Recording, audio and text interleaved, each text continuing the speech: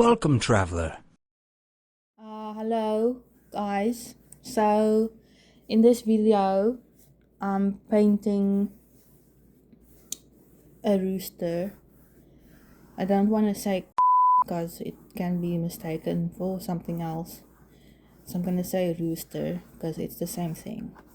But basically this canvas used to be a paint by numbers canvas which my mom gave to me, right?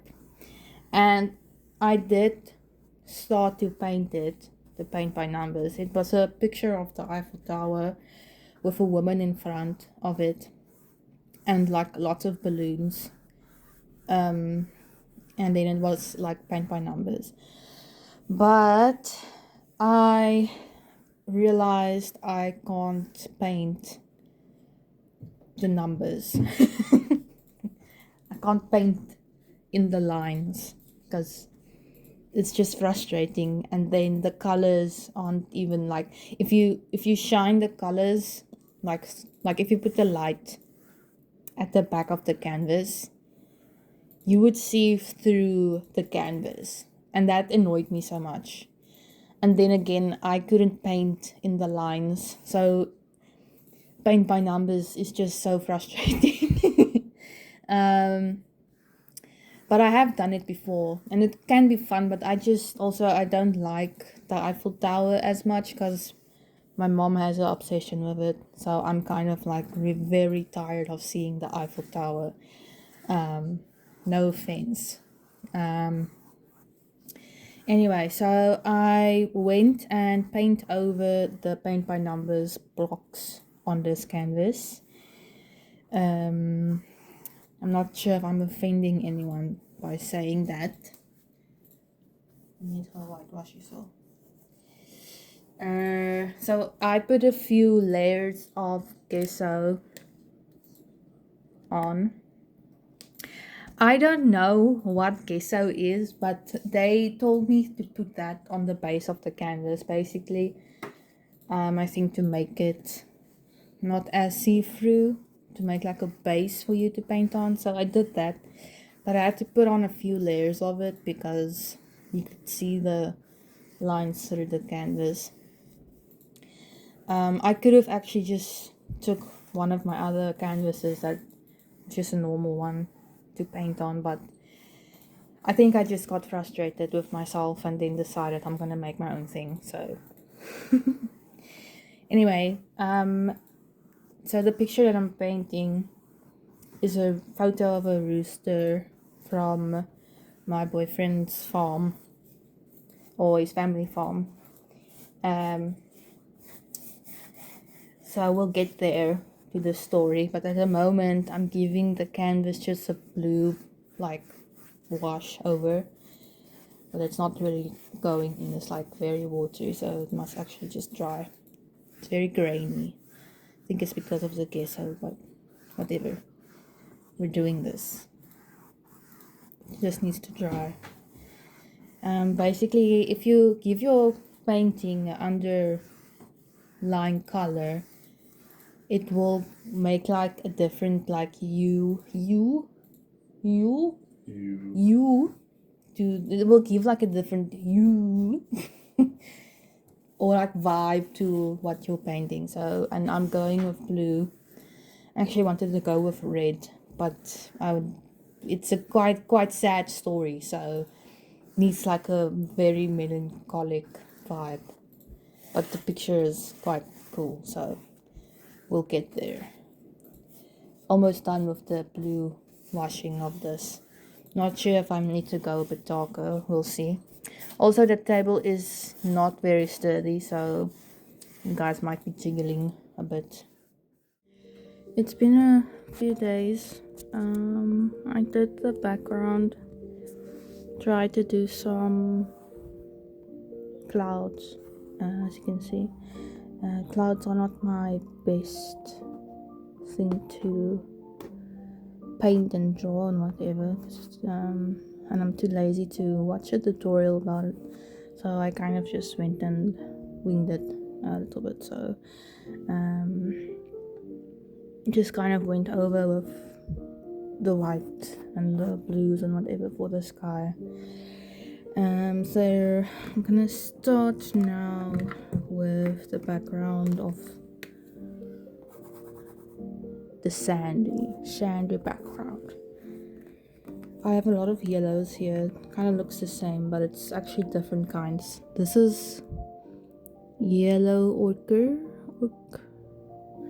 This is yellow deep and raw sienna. The shades are so close together. And then I have these ones, which is basically gold. This is from a different palette that I just put with this. And this is pastel marigold. I think I might go with this color and this one. This is pastel cantaloupe. I want to go with the pastel colors. The reason for everything being all of the yellows kind of looking the same is I actually have different sets of these, and I basically just threw them all together in a big bin. So ended up having some of the same-ish colors. But I want to go with the pastel colors. I want to try this one as well. This is a nice one. Pastel taupe. So I might actually use this as the background first, starting with the lightest color, and just work it up there. There's some greens as well, but I'll add that later. This is almost like a pink. Can't really see it. Like, I think the hue of the video is a bit orangey, but this is actually like a light pink color. They call it pastel mushroom. Funny name for a paint color. And this is yellow. This pastel yellow actually has like a greenish hue to it. Can't really see it in the video, but it's actually more green than yellow. So I'm gonna start with this is the base background, and then just work it up from there. Probably with this cantaloupe color and the more like sienna. What this is ochre. Oh, ochre.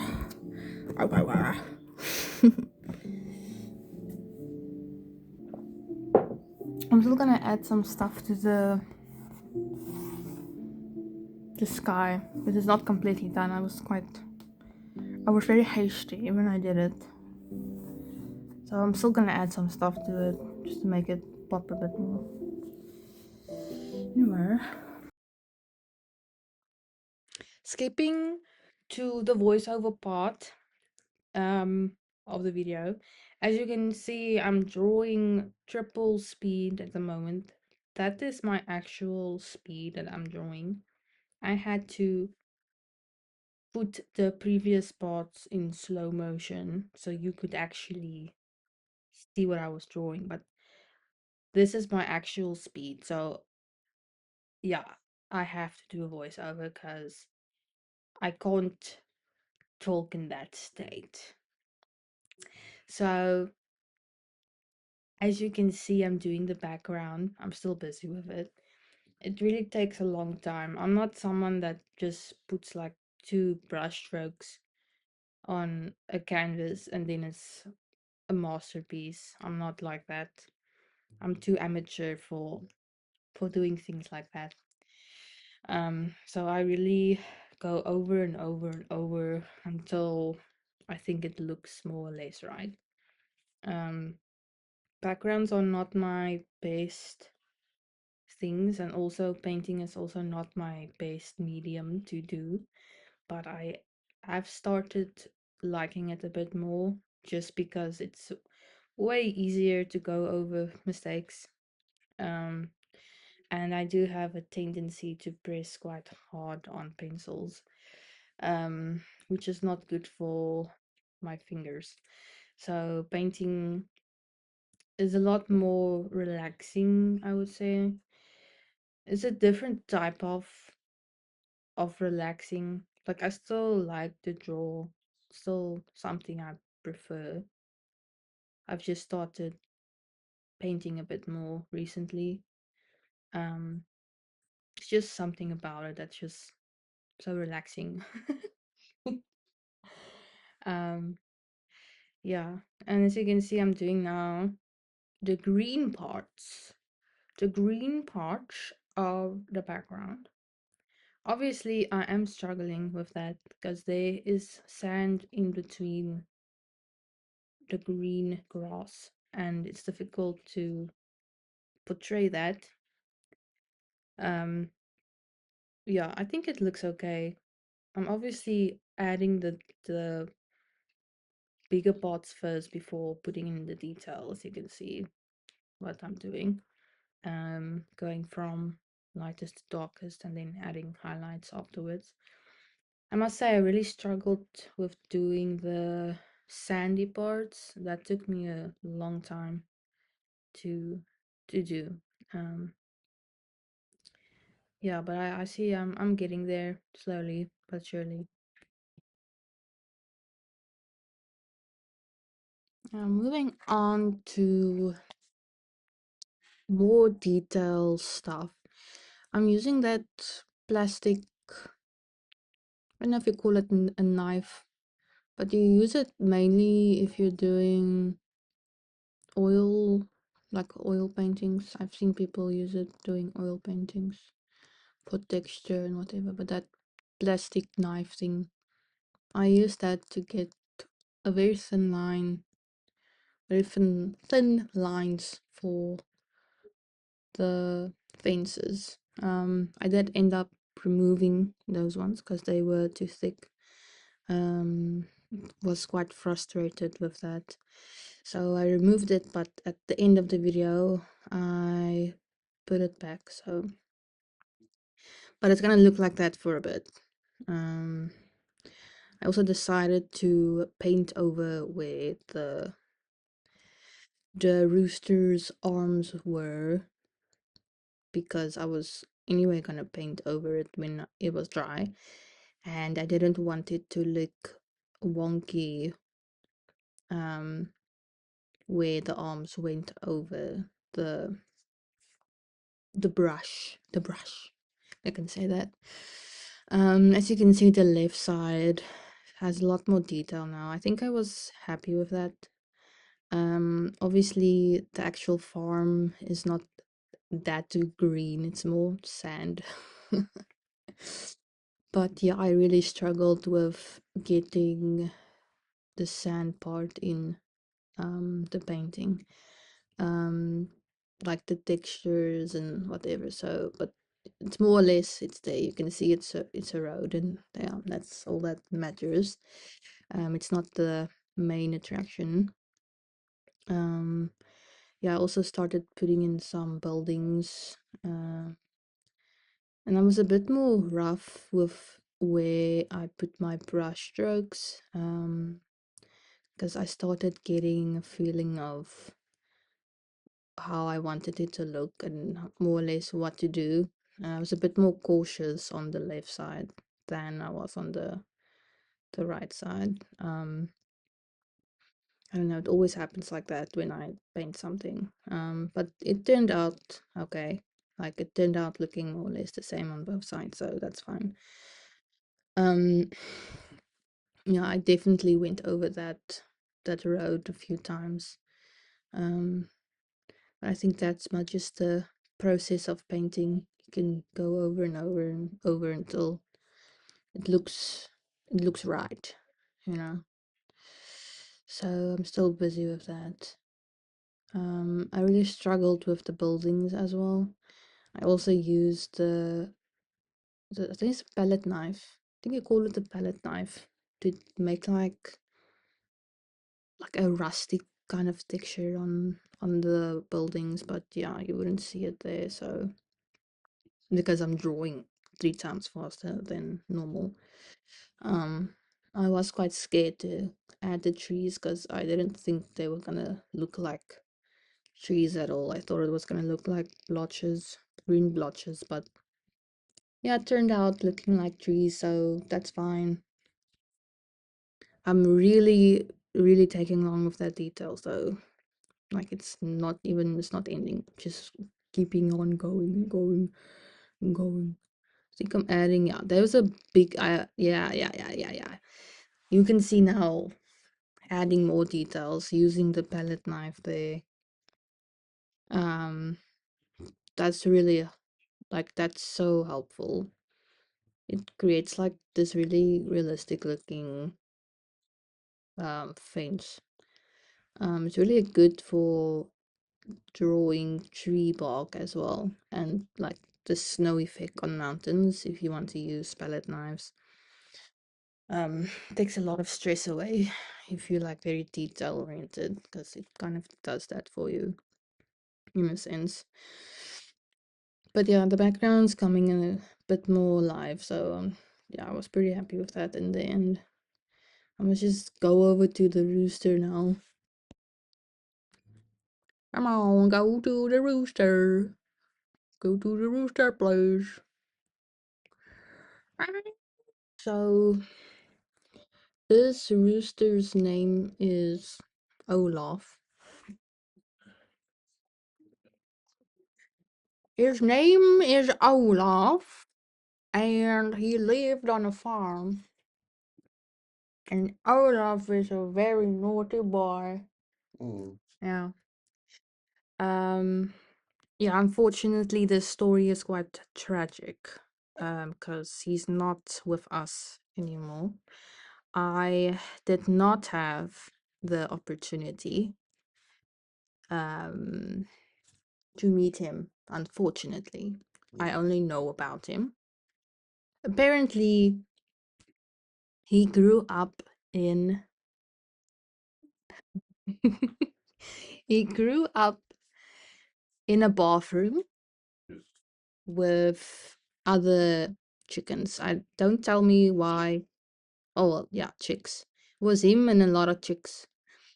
And he grew up there in a bathroom of a two-story house with four bathrooms where there were chickens in each bathroom, right? So it's four factions. So he grew up there. It's a two-story grand house that he grew up in, right?